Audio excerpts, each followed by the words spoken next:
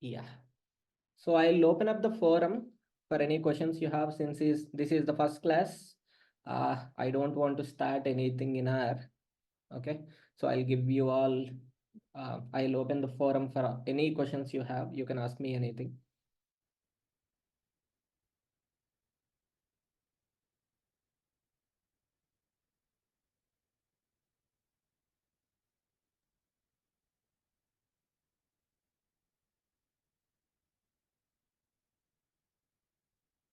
Any questions you have regarding the content, regarding the delivery, whatever you can ask. Hi Chaitanya, this is Arsharani. Hi.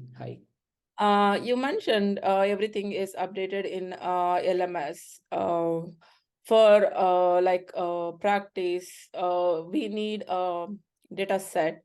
Is that available in an LMS, or will you give that access in a different way?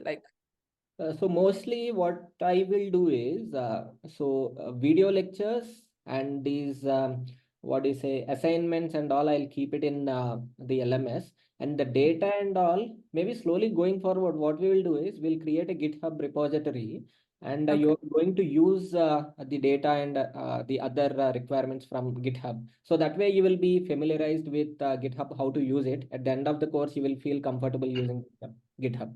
So I'll plan it like that. Okay, that sounds great. But so what I thinking is for practice, we need some data set or we need some Yes, documentation. I'm going to share all the data sets required for any assignment. Okay, Okay. I'll share you the assignments, and I'll share you the some hints to do it, everything in a proper structured way. Don't worry about that. Okay, thank you. That's great.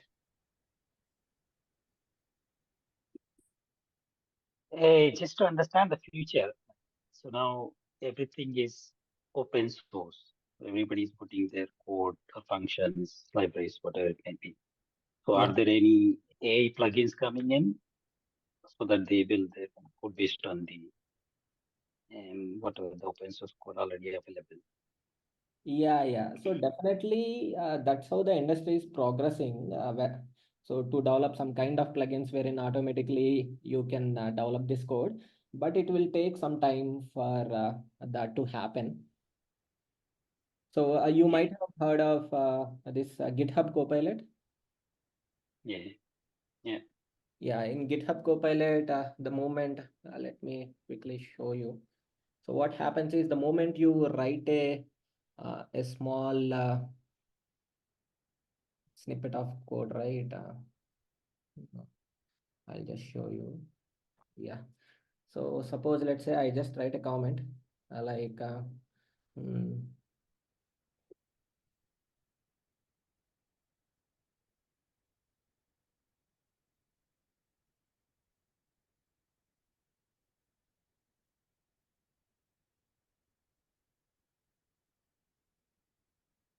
okay, for printing 1 2 3.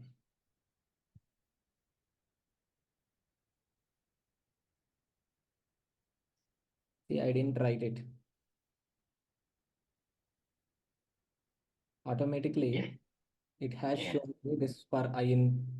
So just based on what do you say, this thing, even sometimes it is somewhat slow now, but it will finish the comment as well. Okay. So Mm. so there are so many tools for that. Suppose let's say here I can just ask, and most of you are using this chat GPT and all, right? So if I just write a loop in R, so it will think and it will complete it. And if I just push it, automatically it will come here. Mm. So code completion things, you have a lot of tools available right now. Okay. But when it comes to the plugins and all, I think it will take some time. So Mm. truly develop something. I'm closely watching, especially artificial intelligence industry, right, day in day out.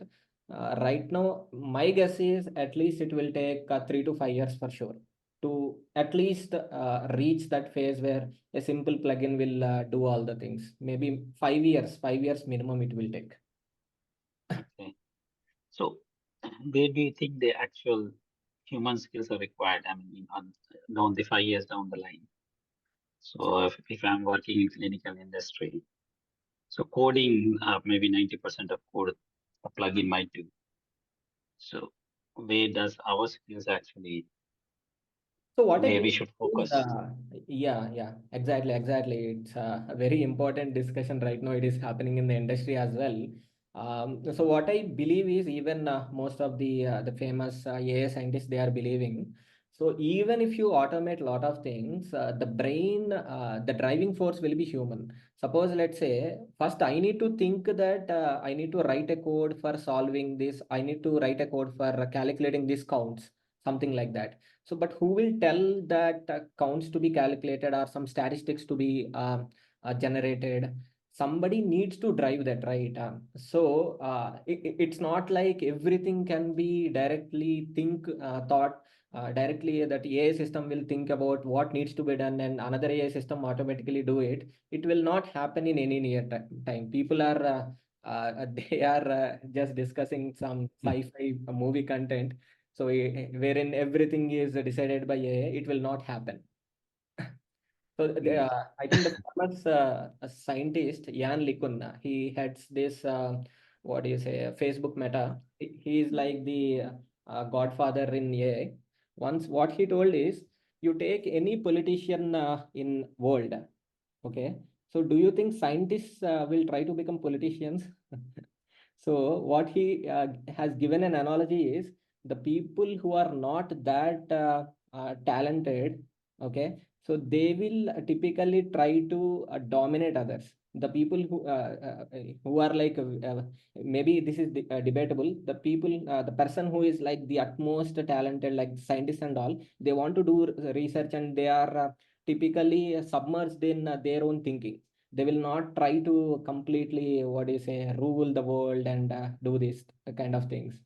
Maybe this is anyway debatable, but it's not like in near future it will happen. So fundamentally what I believe is, to answer your question, so the domain knowledge coupled with coding, how to execute it, once you know it, whether you do it line by line or suppose think about the progression, right? Back in 1970s and 1960s, the same kind of analysis people used to do it on pen and paper, and after that they started doing in R, and after that they used to write a very lengthy code in C, C++, and after that there are some high level programming languages came into picture, and overall coding reduced. So see, fundamentally the objective didn't change, only the efficiency improved.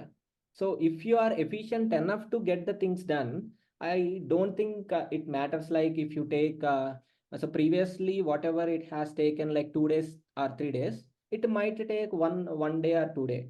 So to give you one example, let's say in my company previously one startup came and they told that let's say directly we will deploy an artificial intelligence system. So instead of you doing the analysis in a pharma company, basically it is.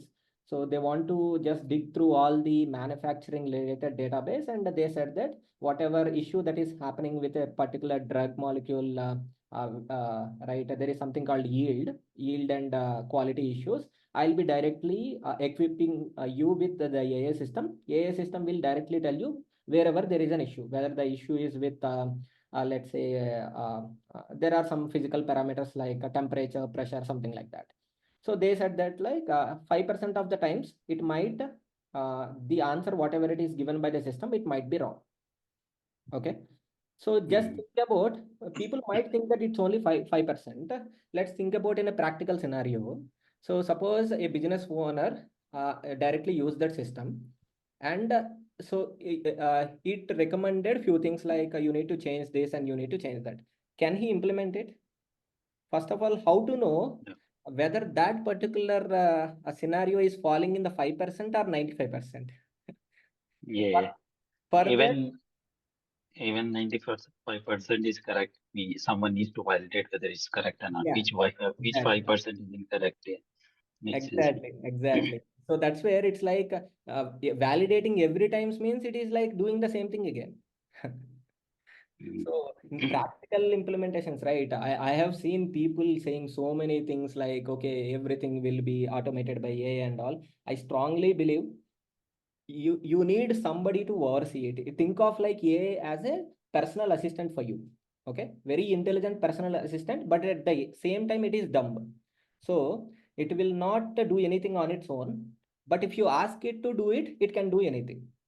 Okay, so you need to supervise that in a very effective way so that your work will be very easy, something like that. So that's what will happen in the market also. See, when last year, I think you everyone agree with me when ChatGPT came, it's like we were so fascinated, right? It can do anything, whatever you ask, it is giving you. But after 1 year, what people realized is, see, that is good for few things like content generation and a few other things. It is good summarizing and all. In our company we try to implement one thing like so there is something called abbreviated new drug application filing. So typically in clinical trials we work on NDA related things, right? In generic companies we develop something called ANDA, abbreviated new drug application. So instead of summarizing that, people thought what people thought is we can use these chat gpt kind of technologies and automatically summarize everything. When they try to implement in production, so there are a few things which are like in especially in clinical trial industry, you can't take any risk, right? Even 0.01% is not permissive, right? If it changes a few values, we are gone. So that's what we observed. And when we started tweaking the model, finally what we understood is we are again trying to apply some rules and trying to build a huge complicated rule by the system on top of the large language models. So especially in clinical trials it is very difficult to completely automate. I don't think it will happen. Okay, makes sense. That's good. Yeah, maybe the script creation, like I said, you will try to use some tools to quickly create the script and validate it. So this is what I was saying to my other friend on yesterday. So see, if at all AI is developing the complete script, so then the requirement for experts will grow. So just imagine if you are not developing the code, somebody has developed some 300, 400 lines of the code in 2 minutes and ask you to validate. How much time it will take? So, so that's what happens in the market. So these tools might develop some complex codes or lengthy codes in no time, but who will validate it? In order to deploy it, in order to see whether it is working properly or not in all the situations, you need to have a very robust validation system. Even in, see, I'm seeing some cases where this EA is developing software products also. It is developing a website, is developing a Facebook, Instagram kind of a system end to end. But so what we are seeing in the industry, these are all what is a marketing things. But in industry, the need for what is a very proficient developers or proficient programmers is increasing, because once it gives the basic building blocks of the code, right? People like you and me who are all there in the industry from long time, we can easily debug the code. But people let's say maybe that may be the problem for people who just entered the industry, but not for us.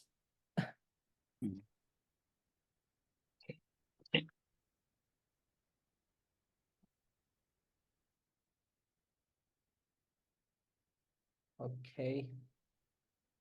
Any other questions?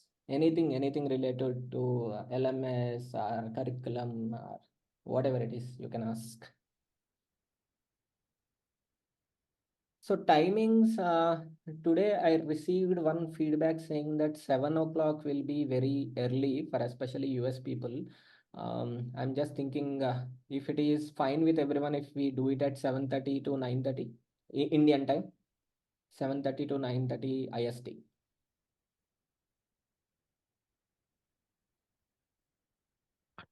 It's fine from my side, and I think my Ireland friends, I guess it will be fine with Sandeep and me. Okay. Okay. Chaitanya, time is going to change in the month of March, then it will be effective. Then it will be too late. Like in Indian time, in like 7:30, it will become like 10 o'clock EST in the morning. It's like kind of. Okay. Then let's continue with this 7 o'clock only then. Maybe I'll just create a poll and see. For at least for the next few weeks, we'll stick with this 7 o'clock then. So again, if we need to change here and back, I don't know. So anyway, it will not be too different from these timings. It will be every weekend, 2 hours. Saturday, It's Sunday. the weekday class or 2 days class, like Saturday, Sunday, or only Saturday? It's a Saturday and Sunday, 2 days. 2 days, 2 hours. Okay. Yeah, 2 days, 2 hours. Tomorrow, I think it is a festival for most of the people, right? So people requested for not having the class tomorrow. We'll continue from the next week. Mm-hmm. Yeah, tomorrow is a holiday. Yeah, on account of Sankranti. Okay. So from next week, so we'll have classes on Saturday and Sunday. Mm-hmm. Yeah, and the time to time, I This is the same link we are using like in regular classes, or do you create a new link for the class? mostly it will be the same link. Mm-hmm. Yeah. If at all, if so, are you there in the group? If not, just ping me. So I'll create you in a group or any group if you are in any group and if you have that No, info. I don't have I don't in the group, so I just speaking with Rushit. Okay. So Yeah, just I'm ask also not in him. the group. So like maybe we can create a group. You can create a group for this class, and any communication can be. Yeah, that's great. Even though sometimes so like we can, if we need help, or if we need to discuss anything with so we can do it. So everybody can get it instead of individual chatting. So Sure. So we already created a group. I think Mhm. this link I shared with multiple people, friends of mine shared with their friends. That's how. Uh, so some of the people I think you are not added in the group. I have already created one group. So just ping me. I'll add you in the group. So I'll just share my number here. So just ping me in WhatsApp. I'll add you in the group.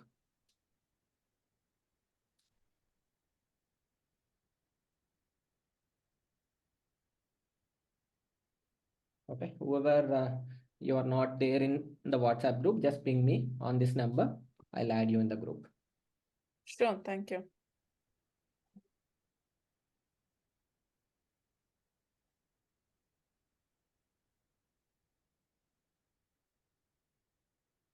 Mm. What's your full name, Chaitanya? I'm sorry, I didn't ask your full name. So it's Chaitanya Pradeep Repaka. Okay, thank you.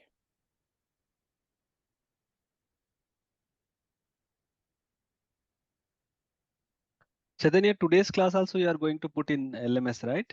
Today's video. Yes, absolutely. Yeah, because most of the people, I think 2 to 3 people missed today's introduction class. So yeah, they can listen there. Sure. They can watch your video. Definitely. Yeah. Yeah, definitely. Chaitanya, how can I access this LMS? The trainings or videos that we uploaded? Is it directly from the link? Or Yes. them? So I have shared you that link, right? It's uplearner.ai. Okay. So that is the website name, LMS name. You need to go over there and register yourself.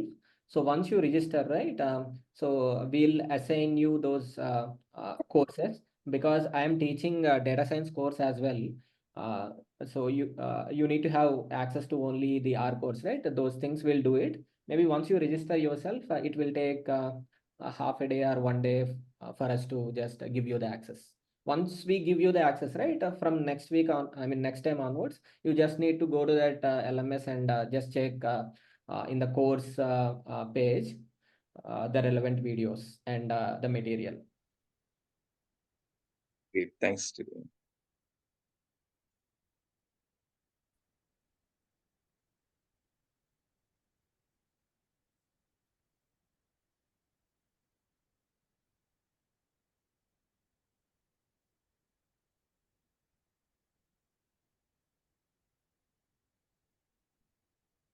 think this would be out of box question, but still. So what's the difference between like what we are learning, the R and this data sciences would be? Think of like suppose let's say ADAM preparation. Okay. So can you do ADAM in R and can you do ADAM in Python? Can you do ADAM in Excel? You can do it anywhere, right? Once you know the logic. Maybe Right. doing in SAS it is somewhat easy. Maybe doing in R it is somewhat different. Like that, it will differ. So just like that, so think of a logic. Data science is a logic which will help you to build things. So build systems which will solve the business problems. So data science is like a concept. Basically, I think you know these linear regression, logistic regression you might have used in clinical trials as well, right? Yes. The same models we'll build in data science also, but the major part is like so we'll explore the relationships and we'll create those variables in such a way that so you will be able to predict it very accurately. So that entire framework is called data science. There might be some models which you all are already using in clinical trials also. There might be some new models as well, something like XGBoost, neural networks, and complex models also will be there. So it's all about solving business problems using any tool. It can be R, it can be Python, it can be JavaScript, any tool. It doesn't matter. Okay. Basically, it's like more of concept oriented with the like new procedures and all the stuff, I guess. Yes, yes, absolutely. Thanks.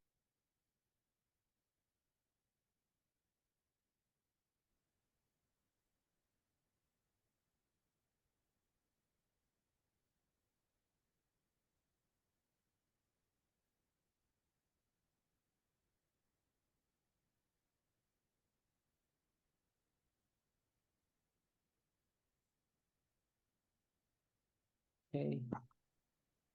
Hi, Chetan.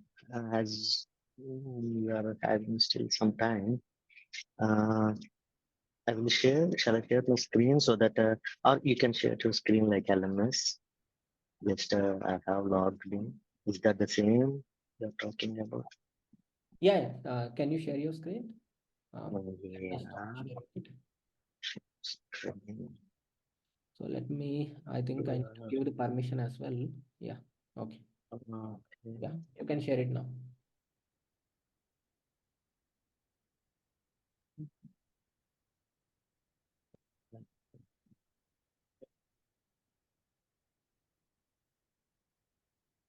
You can see my screen, right? Yeah, I can see. Yeah. This is done. Yes. Just logged in. Okay, you logged in, right? When you click on Yeah. my courses, click on my courses. Yeah, my course. Yeah, just scroll down. I think we haven't assigned you anything. That's why you are not able to see it. Once we Yeah. upload this video, right? So then you will see the video. Okay. Okay. So this is Yeah. this is just again I have done is I have given my credentials and password. That's it. That's it. That's it. Okay. Okay. And one more is like GitHub. Yeah. GitHub anyway. I'll. So you have any account in GitHub? Yeah, already I have. Yeah. Yeah. Okay. Okay. Okay. So from here, I think yeah. Okay. Yeah, yeah. In GitHub, you can go to any repository and see the codes and all. You can do that. So instead of Yeah, like manually, Pharmaverse. yeah, the Pharmaverse is the famous community Okay. wherein majority of the open source things are posted here. You have other communities as well and other individual accounts as well in GitHub. But this is where the major work is happening. Okay. Okay. Okay. Yeah. And pharma. Yeah, that's it. Thank you.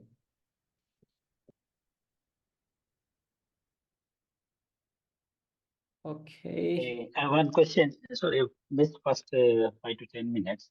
Okay. So if I ask, what's the main reason why clinical industry moving towards R instead of SAS? What do you say?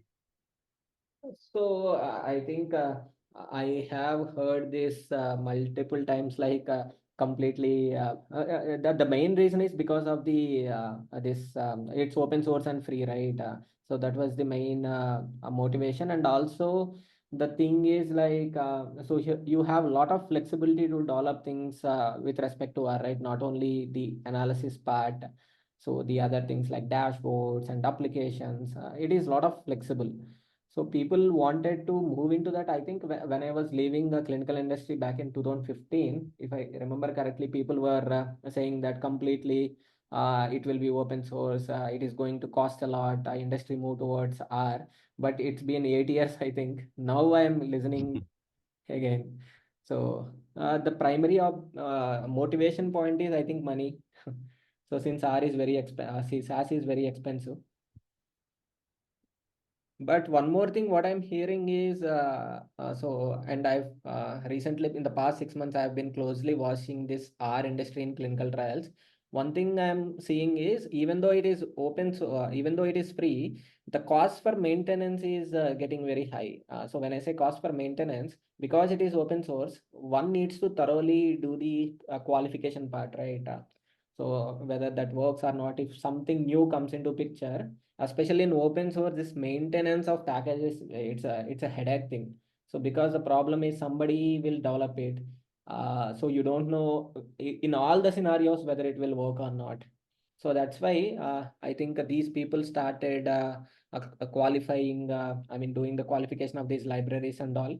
Maybe the important ones like something like Admiral and all, you can use it with confidence, but the other packages, be cautious before using. And also, I think I'm hearing the adoption in only validation part, right? People are not, Yes, yeah, validation part only. Mostly they are, yeah. For me, I'm working on Johnson Johnson client.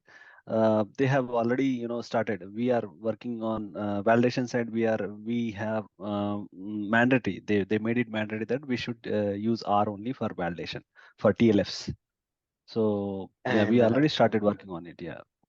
yeah, okay. and when I spoke with the main person who deals with the SaaS installs and all that, and what he told is like, even though big companies like Johnson and Johnson, Novartis, and when they are dealing with SaaS, it is a one way. Like SaaS is providing the products, not like he is not listening to the client requirements.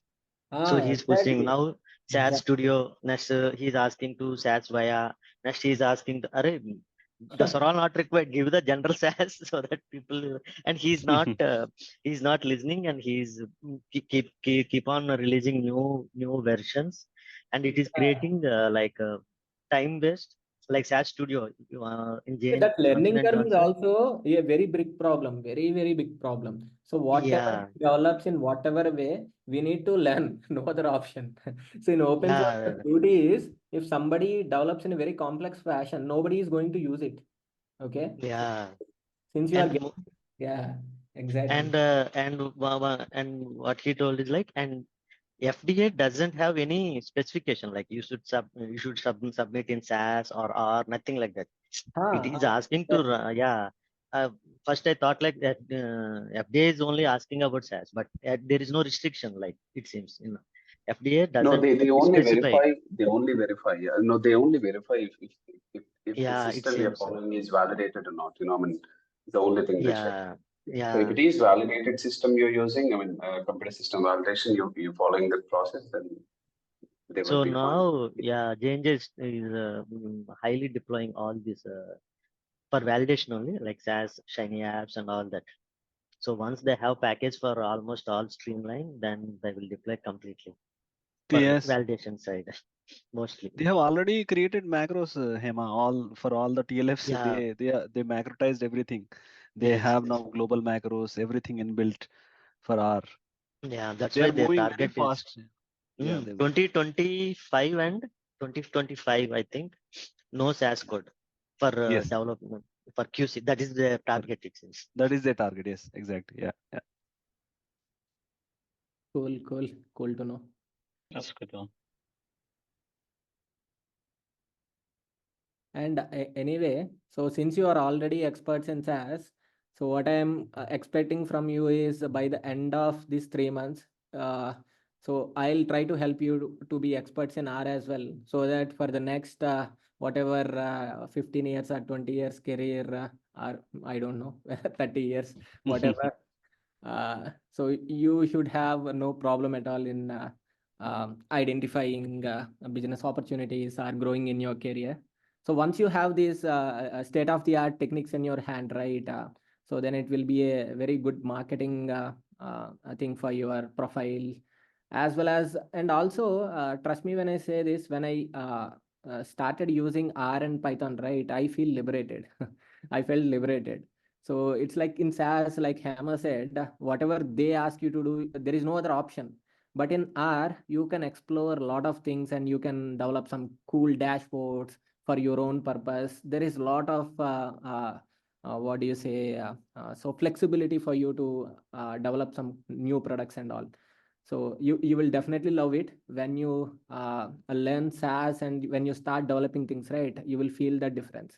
So anyway, we are going to do that. We are going to develop some cool applications by the end of these 3 months. Let's do it.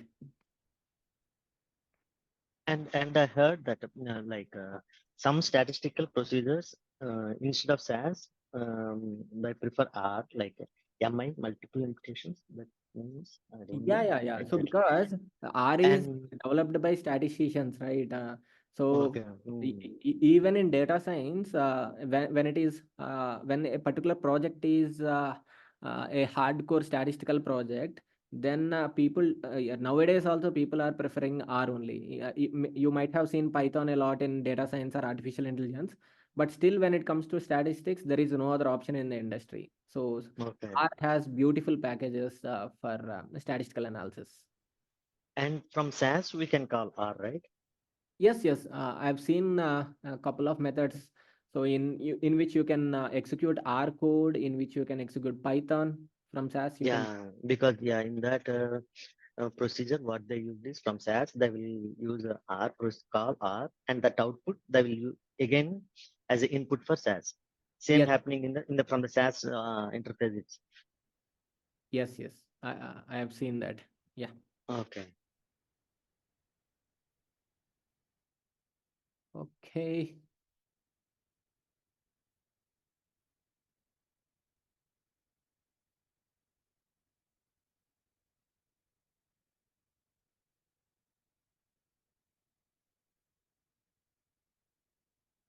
Any more questions? If you don't have any. Like after class, like weekends, you will give assignments for the remaining 5 days. Is Yes. that the way? Yeah. Okay. Yes. Okay. So that we need to practice, be ready for the next weekend.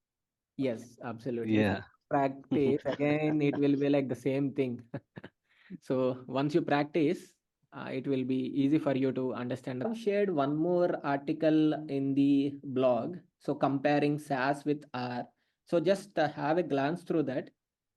So like very granular details, I try to write it down, like based on my experience using R and SAS. What is the fundamental difference between SAS and R? Like the semicolons, whether it is a simple what a dollar symbols, where do we use in SAS, but we will not use in R, something like that. Very granular details I try to put.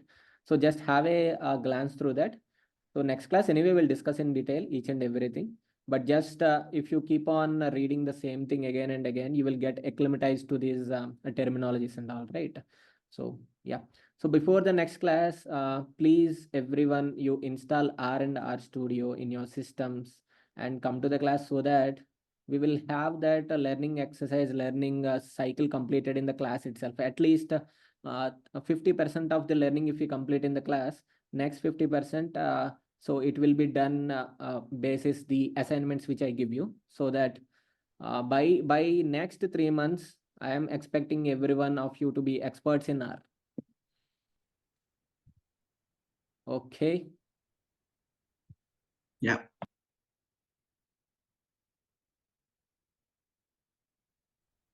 Okay. So if you have any access related things, like I said, you can reach out to Gopi. He will help you on LMS access or any other things. Okay. So Sure. happy Sankranti advance, happy Sankranti, and happy enjoy the weekend. Let's start from the next week. Sure. Thank you. Thanks, Chaitanya.